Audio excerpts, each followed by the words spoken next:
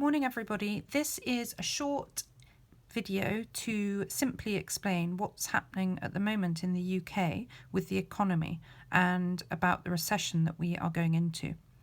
A recession is 2 or more quarters of negative economic growth in an economy. And remember, a quarter, the year is divided into 4 quarters. So each one is 3 months. So the first 3 months, the second 3 months, and so on. And they announced today, the Office of National Statistics, that the output in the UK, or the gross domestic product, has fallen by about 20%. So it's gone down by about 20% in April in 2020, which is very significant. It's the biggest fall that the UK has ever seen in that period of time in output. And therefore, it looks as if we will definitely be in a recession, and probably one of the biggest recessions, maybe the biggest recession that we've ever seen. And overall, this means that output, what we're producing in our economy, has gone down. We have negative economic growth.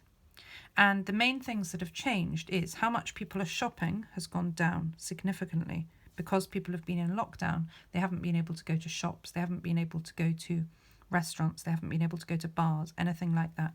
Because consumption is about consuming goods, so tangible things, but also services. So a good would be something like a dress or a computer, and a service would be something like going to the hairdresser, going to a restaurant.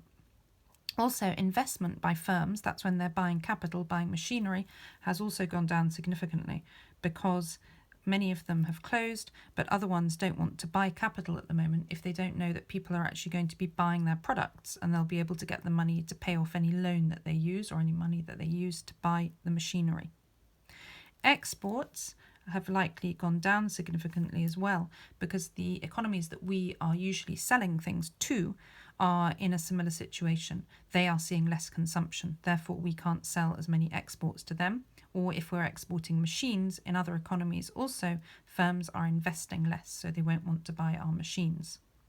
There are 2 aspects of the economy where spending has actually possibly gone up and with imports gone down. You could argue that these in some ways are countering the effect. With government spending, this has gone up really significantly.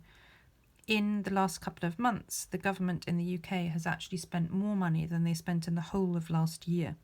So there's been huge government spending, people on furlough, for example, who are receiving money from the government. And imports have likely gone down, so you could argue that that's better for the UK. This is because if people are buying less goods and services, they are importing less things from abroad.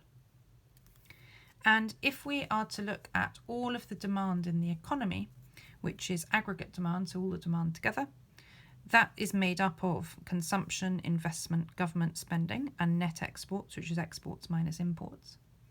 And overall, because of these significant changes here in particular, in spite of this, it's likely, and we're seeing, that aggregate demand is falling significantly.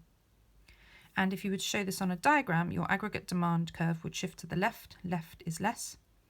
And you can see on this diagram that as a result of this, the average price of things will go down. This would mean that in this case, in my diagram, we have deflation. This may happen. This is the opposite of inflation. This means that on average, the price of things is going down because demand has fallen. And also you can see that real output, so that's output taking away the effect of inflation, has fallen from Y to Y1.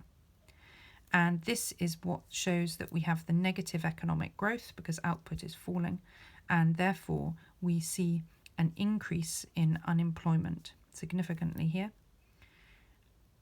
And we will see other consequences in the economy as a result of that, because also this will have a trickle-down effect. So that's a summary of how the recession is occurring because of coronavirus in the UK right now.